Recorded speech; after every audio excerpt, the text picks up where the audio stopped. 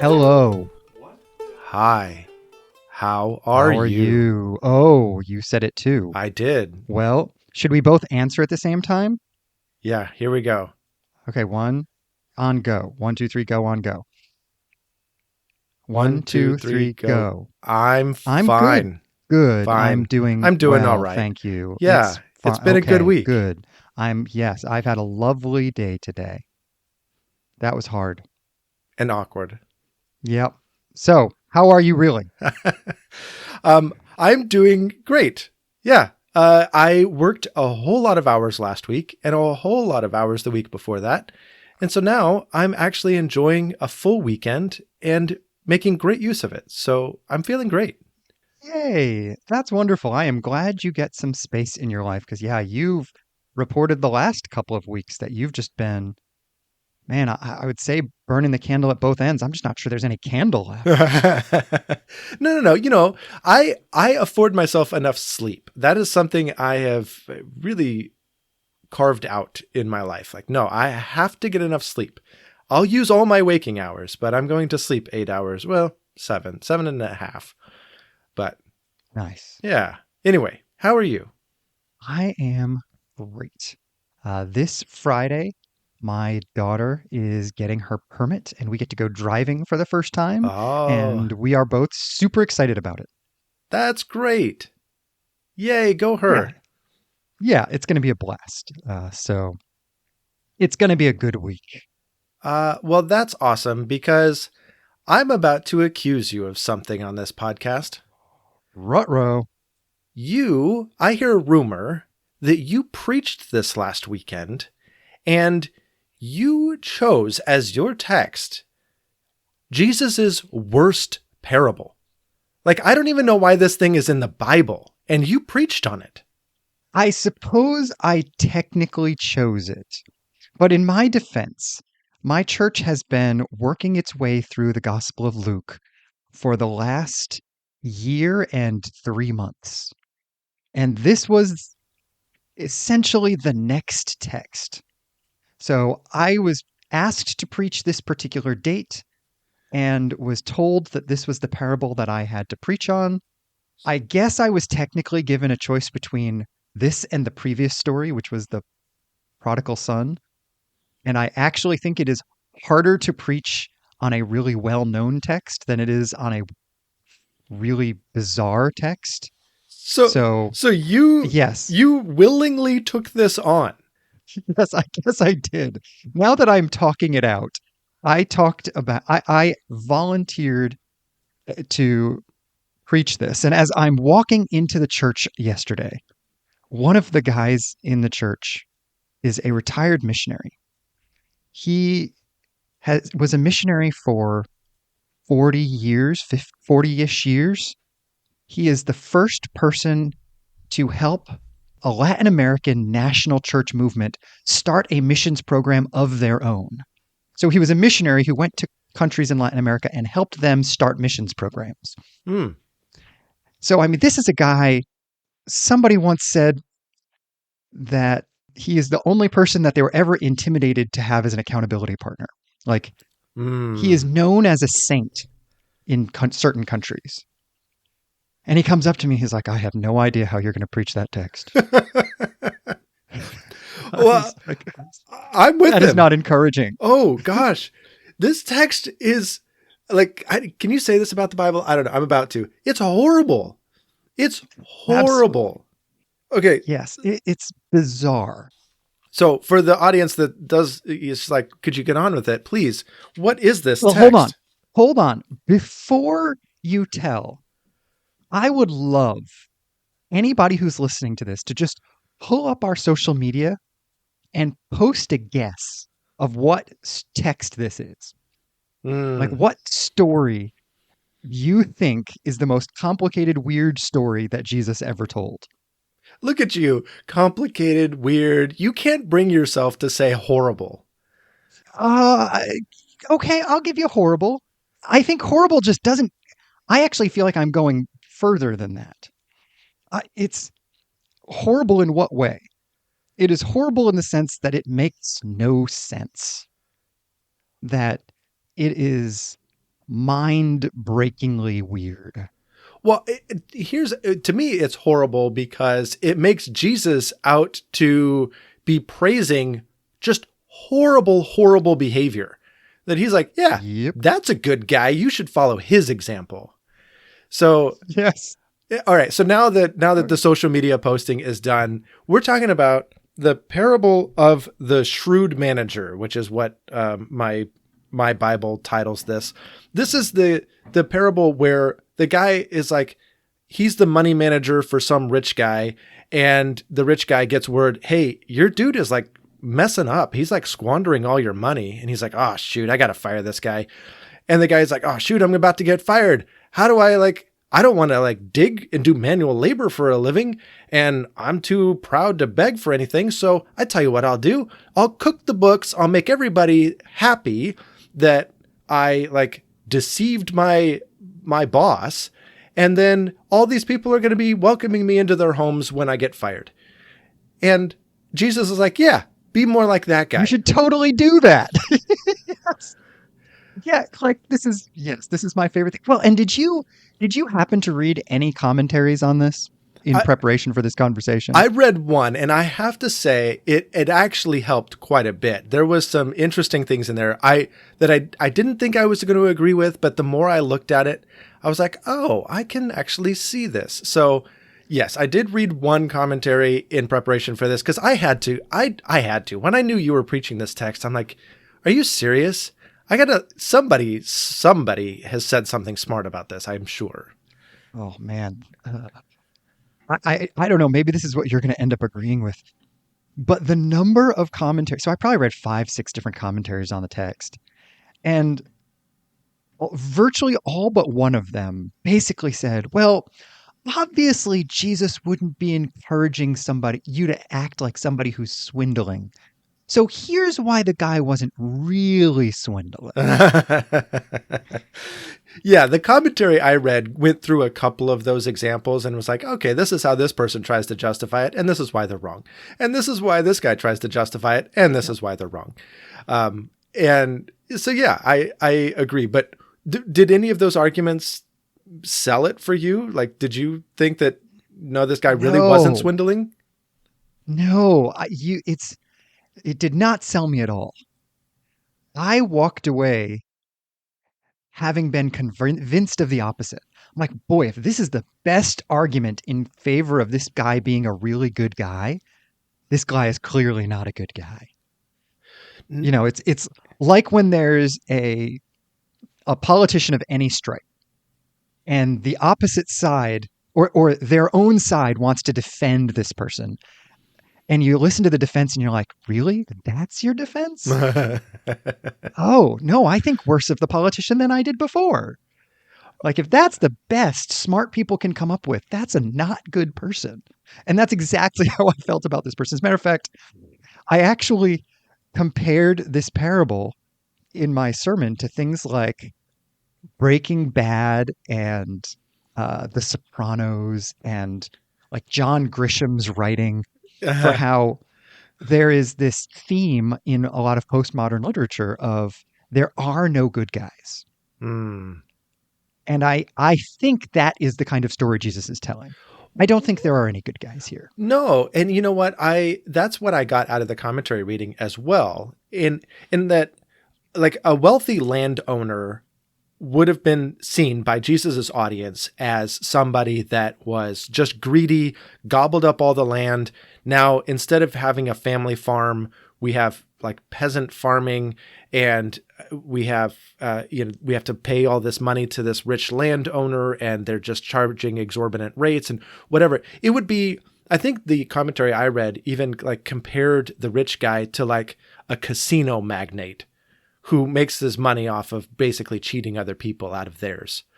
And yeah, I think we read the same commentary here, because when the author was saying that, I was like, oh, you're trying to reference Ocean's 11 and you just can't because you don't have the freedom to reference that. Right. Well, and the Ocean's 11 comes in because like the money manager who's like swindling him is like robbing a casino magnate, and it's like, okay, well, I don't care about the casino magnate, but like neither do I think that this like thievery is good. And so back to your point, like there's no good character in here. Yeah, no. There's just nobody. And then I love where Jesus goes with this, but can we just back up for one quick second before we jump into what Jesus has to say about this parable? Sure. Because this parable is in a really important spot. Jesus has been teaching. Yeah. And I think what Jesus has said is going to play into this far more than we expect. Okay. So I want to tell the story in 2 minutes or less of chapters 14 to 16 of the book of Luke. All right. I have my timer ready. So, are you ready? I'm ready. Go. Here I go. All right. So Jesus is on his way to Jerusalem knowing that he's going to die. And in chapter 14, he starts to address the crowd as a whole about how if they're going to follow him, and you have to picture him like traveling, they are literally following him towards his death. And he says, if you want to follow me, you have to die to yourselves. And then the tax collectors and sinners, for some reason, when they hear this, they are pressing in close to him. And Jesus looks at them in particular, and he tells the stories of the lost coin and the lost sheep and then the lost son. And noting the Pharisees sort of hanging out at the edges of the crowd, he adds in the older son into the story of the lost son. But then, after telling those stories, Jesus, I think, comes back to his original point of you have to die to yourself. Because in Luke 14, Jesus uses this kind of financial language actually quite a bit. It's things like, who would build a tower without counting the cost first? And if you love me, you have to give up everything else. So then Jesus does something that he does in Luke all the time. He goes from teaching the crowd to teaching his disciples. He does this in Luke 6, in Luke 12, and here again in Luke 16. He's in the middle of a teaching and he applies it specifically to his disciples. And this is the story we get. The weird story is Jesus, I think, taking the general principle of Luke 14, that it is costly to follow Jesus, and asking his disciples to wrestle with it through this one story. Okay, well, that leaves a lot to unpack in this story, because on its face, nothing about this story says it's costly to follow Jesus. Like, on its face, it says you got to swindle your way into heaven if we're going to apply it spiritually. 100%. And I will take as my compass north in interpreting this, how Jesus ends. Jesus, in order to explain this parable, ends on, you cannot serve God and money. He gets there in the world's most complicated way. I'm not 100% sure, but that is clear and concise. And if that is his closing statement, I have to assume that's where he's driving with all of this. And I don't say that because I'm confident I'm right. I really want to throw that out as an interpretive approach. What do you think of that as an interpretive approach? Because that's honestly what I did in my sermon. I was like, I don't know what he's talking about here. Well, this last thing is super clear. So I'm going to assume and emphasize the elements of the story that get me there. Yeah, I mean, you're right. That is and honestly, this is the only part of the story that we quote. Like, you can't serve God and money or God and mammon.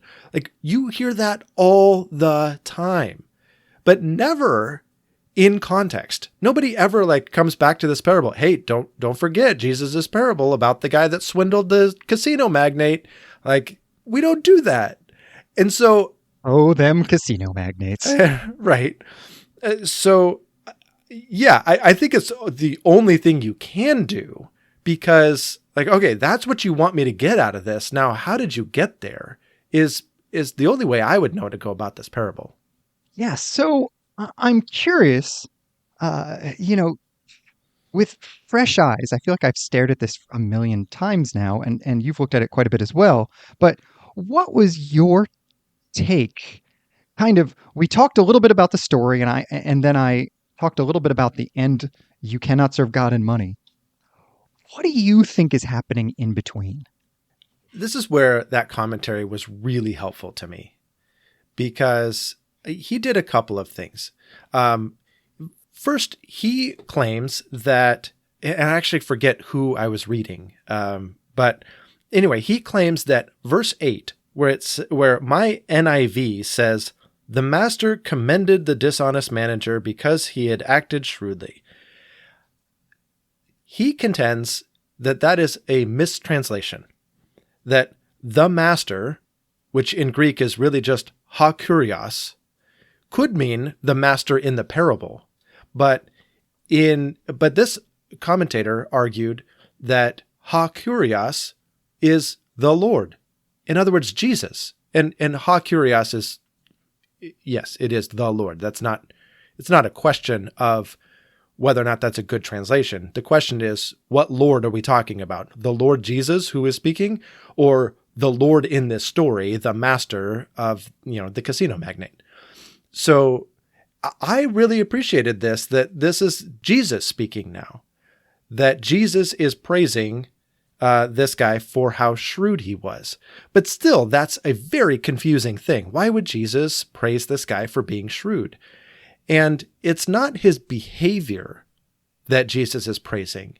It's the foresight to say, okay, everything's on the line. I'm about to be fired. How do I protect my future? And in Jesus's economy, if you look ahead and you say, how do I protect my future? How do I guarantee that I'm going to be in the good graces of my Lord and act accordingly? That is wise living. Now, this guy is doing so in a deceitful way, granted, but if this guy had foresight and he's a scoundrel, we surely can have foresight and live accordingly with wisdom and grace and goodness. And why is it that we have to go to these worldly examples of being shrewd and thinking ahead when we could be doing that right here in the kingdom of God? Yes, I think this is fascinating. And somebody once said, this is going to come up in Luke in a little bit, but you remember the story of the persistent widow? Yeah. Somebody once said, and I thought this was really insightful, and I've always held on to it, that is an anti-comparison. And if you understand it that way, it starts to make sense. Yes. Instead of the unjust judge, you have the Heavenly Father. Instead of the powerless widow, you have the adopted son, you, I. And it kind of, I think this really profoundly suddenly turns this parable on its head in order to create this sort of anti-comparison. Instead of the rich man who is one of the sons of this world, sort of controlled by the mammon of unrighteousness, which Jesus's initial audience would have assumed, right? Instead of the casino magnate, you have God, the good and generous father of the parable beforehand. Instead of this manager who is falsely generous, you get to be intentionally, voluntarily, and self-sacrificingly generous, the way that the previous chapter, Luke 14, had required of us. And you can do all of that because instead of an owner or a boss who's going to fire you for it, you have a boss who's going to commend you for it, not because you are showing the same kind of value system. Because one of the things that I'm struck by is in this parable, the manager and the rich man have the same value system, self-preservation. Yeah. Yeah. And in the sort of alternate reality version of this parable that you start thinking about, you suddenly start acting like your heavenly Father, having an authentic generosity that is consistent with what he has. And then he commends you in the same way that this master might have, or that Jesus himself would have. Does that all kind of the anti-comparison idea make sense here? Yeah, yeah. So the way I understand like an anti-comparison is, like the persistent widow, right? She kept coming to the judge over and over and over again, and the judge was finally like, "Oh my gosh, I'm going to tear my hair out if I have to see this woman again. I'll just do it." And the idea is not that Jesus is this same judge that is so irritated and you just have to pester him until he does it. It's the so much better than comparison. It's the, if that is true in that case, how much more is it true in this case? And I think that's what you're saying is going on here in this parable. If this is true in this case, if this guy is praiseworthy at all for being shrewd, even if he's unethical, imagine being shrewd in an ethical sense. Yeah, it's so powerful. I am struck by, I think, the tightness of the story. The fact that when you start making the comparisons, the sort of this equals this sort of comparisons, the way in which, again, almost in a, oh gracious, can I use a Star Trek comparison? All right, go ahead, nerd. I'm sorry. So in Star Trek, there is this sort of alternate dimension that has all the same people and things in it, but they're evil. So like there's an evil Captain Picard and an evil Will Riker. And I forget what they call it, but it's this sort of mirror dimension. But I feel like this parable is like a mirror dimension of what could be. You know? And this idea of more than, I think, is incredible. So, all right, I think I get the parable at this point, but you had to preach this. And so not only did you have to explain the parable in a way that we can finally go, oh, all right, I don't want to throw Jesus out the window. But you also had to apply the parable. And so how in the world do you propose we live in light of this parable? So I am going to add a little bit more text to this because I think a piece of the application is actually in the verses that follow the story. In verses 14 through 17, particularly 14 and 15, it talks about how the Pharisees respond to this story. It says, the Pharisees who were lovers of money heard all these things and they ridiculed him.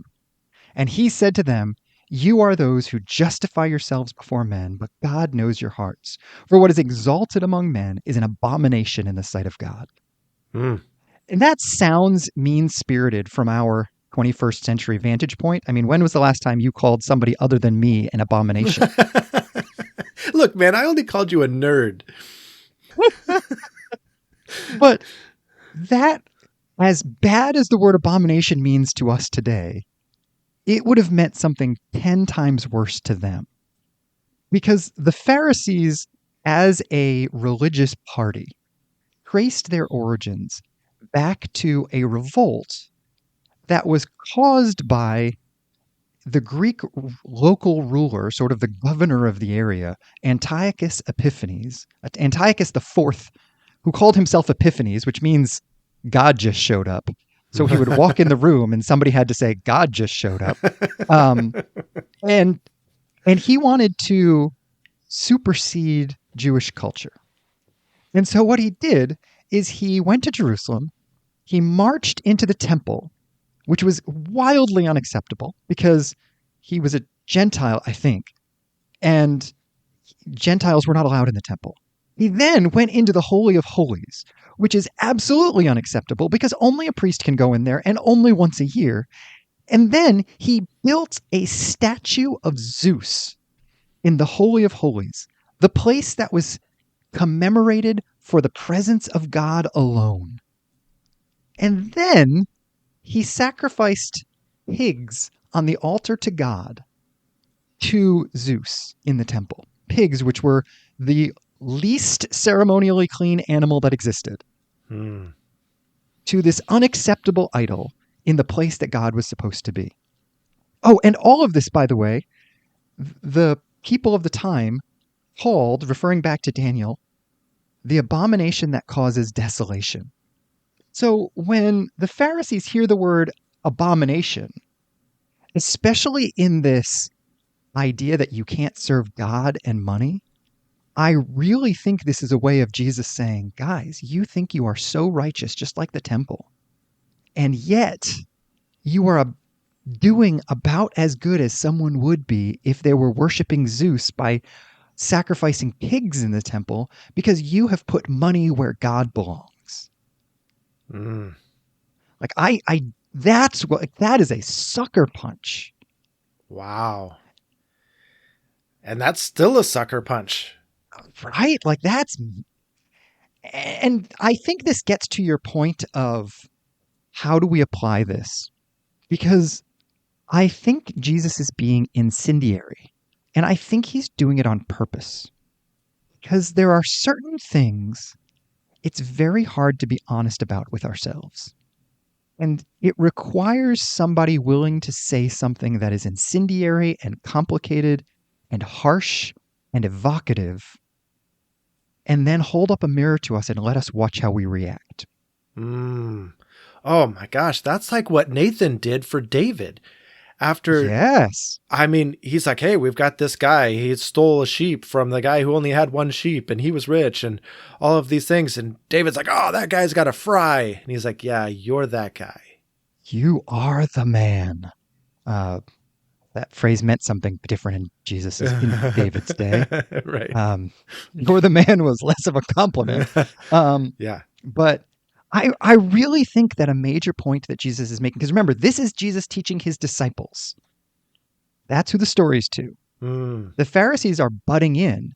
And I think there's a way in which Jesus is turning them into a living parable to say, when I say things like this, watch how you respond. Mm. Are you going to get defensive? Because the more defensive you get, the more I'm talking to you. Well, right. And I even think, I mean, it's such an indictment the way Luke even phrases this. The Pharisees who loved money heard all of this and replied.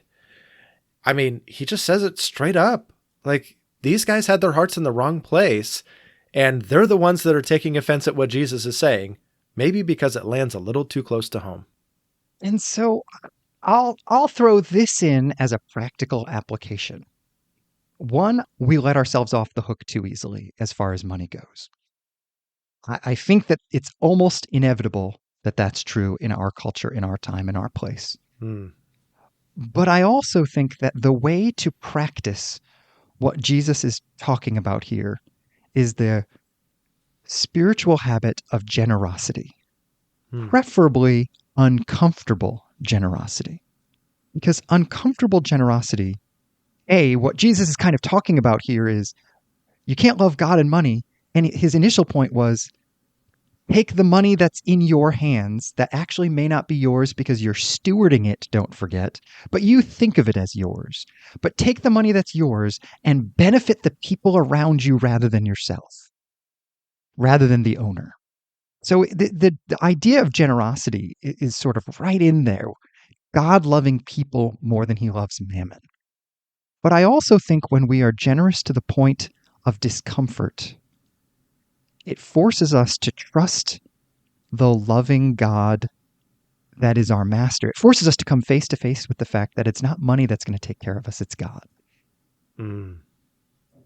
So I don't know. That's what I proposed to the church when I preached. What do you think? Oh, man. I was so busy like trying to apply your words to my life and trying to live in light of what you were saying that I wasn't evaluating whether or not you were right. Yes, I think that sounds hard, but true. Right. That's exactly where I land on it. I'm like, and this is one of the things it's hard to preach this kind of a sermon because it feels deeply hypocritical to preach it and not sit with it. Yeah. Yeah. And so I don't know if I'm being transparent. I don't know that I've adequately sat with it for my own life. I was so busy preparing it for a sermon. I think I wrestled with it, but not enough. And maybe this is something you never wrestle with enough. Do Mm. I love money too much? Well, that's such an interesting statement that you made. Maybe you never wrestle with it too much. I think that might be why Jesus made this the thing he came back to more than anything. Mm-hmm. I think you're right. I mean, this is one of the things that was fascinating to me about this story is this idea that mammon is sort of the physical expression of unrighteousness. It is the unrighteousness made manifest. It's just fascinating to me that mammon is inherently unrighteous. Mm. Yeah. That Yeah. He said in there, he calls it unrighteous mammon. But the commentary that I read, he didn't say it quite like this, but this was the idea he was getting across, which was that was redundant, that mammon is inherently unrighteous, and to call it unrighteous mammon is kind of doubling up. yes. Yeah, it's not as if there can be he's not saying this is unrighteous mammon as opposed to righteous mammon. Right. He's saying this is really dirty. Yeah. The image that I didn't put into my sermon, but that I thought of all the time was, do you remember early on in COVID when COVID could be anywhere? It could be on anything you touched. It could be in any conversation. It could be just in the air. And so like there was this run on hand sanitizer. Yes. Like if we believed mammon to be that kind of corruptive, how would we handle it? Yeah. I have nothing to say. Like this is just I'm sitting with the challenge that you've given. This was and I good. have nothing to say because I am also sitting with the challenge that I just said. All right. Well, maybe this is a good time to turn to the audience and ask what they would like to say. Oh, yes. So we've already put out a social media challenge, which was to name what you believe to be Jesus's most confusing, difficult, challenging, terrible parable or teaching. And did this make the list? And after hearing this conversation, what's your response to this parable? Is it still confusing? Is it still challenging? And in what way might it still be challenging? We would love to hear from you. And if you have some other challenging parables or challenging teachings that you'd like us to dive into on this podcast, we'd love to give those a shot as well. Yeah, absolutely. Just let us know. We would love to dig into either a text or we've gotten several kind of theology questions lately that we've gotten to dive into. And those are so interesting. And both times that this has happened recently, it's things that we wouldn't necessarily have. And here's the word that we're trying to canonize, divin into on our own. So say it with me, people. Divin. But seriously, we would not have thought about those questions. So I'm always super grateful when someone who listens messages in and says, hey, what do you think about doing an episode on this or that? Yes. So this is a good chance to remind everybody, you can find us on Facebook, on Instagram, or on Threads, looking for On the Phone with Josh. You can also email us at onthephonewithjosh@gmail.com. Absolutely. Well, because I was preaching, that's what I've been thinking about. And of course, I've got lots of things I've been thinking about. But what about you? What have you been thinking about, Josh from Oregon? Well, so this Sunday, our pastor preached on children and kind of went through multiple texts all throughout the Bible, talking about how children are valued in the kingdom of God. And one of many passages that he looked at was this passage here in Psalm 127.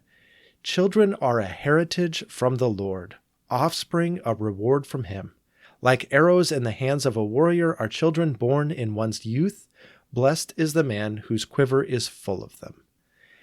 And I know that's a very familiar passage to many, but that passage was wonderful to hear from the pulpit, but then wonderful to experience the very next day. And I was busy. I was having to be in multiple places. I already mentioned on the podcast that I've worked a bunch of hours lately. And here at our house in October, our number one chore is to cut and stack firewood for the winter. And my son and I have gone out and we've done a lot of cutting. We had a lot of stuff ready to haul into the woodshed, but we hadn't yet hauled it into the woodshed. And I had a busy day yesterday and the rain was coming. It was going to be soaking all the rest of the week. And I'm like, I got to get that firewood in. I can't let the rain just soak it. And I just couldn't get to it. My son unexpectedly got most of the day off after a communication error at his work. And so he came home and was like, I got this. And he did it all. I don't know, it was a cord and a half of wood that we had cut. And he hauled it all back to the woodshed by himself, stacked it all. It looks amazing. And I'm so grateful that my son was able to help me out like that. That's amazing. How cool that happened so close in time to one another. Yeah. Yeah. Talking about how children are a blessing from God, and then bam, my son just blesses my socks off. It was great. That's awesome. Well, props to him. Yeah. How about you? What are you thinking about? Oh, man. Well, I am working my way through Philippians at the moment. Oh my gosh. I'm going to be preaching on Philippians here in a couple weeks. Ooh, maybe we'll get to talk about that text. Yeah. All right. I'm curious. What do you got going in Philippians? So this is Philippians chapter 1, verse 22. And it's right after Paul's famous, "For me to live is Christ and to die is gain." And then he says this interesting thing that I'm just mulling over. He says, "Yet which I shall choose, I cannot tell." Which is interesting because if I were in his position, I don't know that I would feel like I fully had the choice. Yes. And so somehow Paul has a very clear sense of agency about whether he lives or dies that I don't know that I have. Yeah. And that's all I've got. I'm so baffled by that. When this was your thought, I was like, oh, good. He's got some resolution to this. And then you let me down. I got nothing. No, I got nothing. I'm like, Paul, what are you talking about? So, because he's talking about being like killed for the faith, like being martyred. Right. He's in jail for crying out loud. Yeah.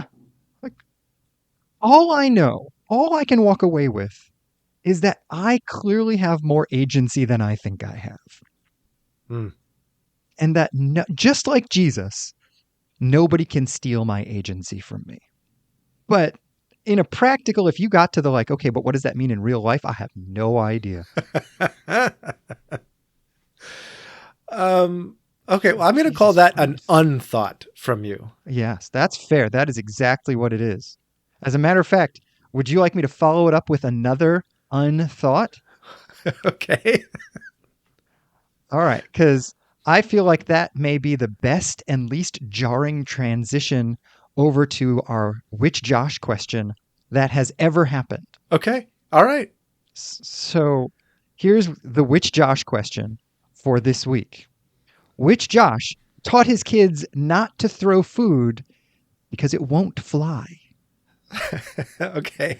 So this is me, speaking of kids. It's you. And what does that even mean? Okay. So this is one of those moments that will live on in infamy in my household. So we're going to go all the way back to when my kids are young. We're all sitting at the dinner table. And it was one of those nights where, I don't know, my kids were possessed. They just they had so much energy at the table. And I'm getting progressively more and more irritated because they're not just focusing on the task of eating or sitting still or anything. And then I don't remember who, but somebody threw some food. And I'm like, are you freaking kidding me? And I pounded the table and I'm yelling at the kids, guys, you have got to sit still. You have got to just eat your dinner. This is ridiculous the way you're acting. And you will not throw food in this house because it's not going to fly. That's awesome. Oh, and they're trying to be serious, but they heard what I said and they just crack. And then I have to crack, and then Shelly's cracking, and then I've lost it. I've lost the battle because everybody's laughing. And so then they keep chanting, "Don't throw food because it won't fly." And yeah, now it just lives on in our home. Oh, that's awesome. Yes. And it's true. Let's just be honest. It is true. It's true. It's true. But all right. Well, on that note, are you ready for another conversation next week? I am ready. Bring it on. All right. I'll talk to you then. Okay. Bye. Bye.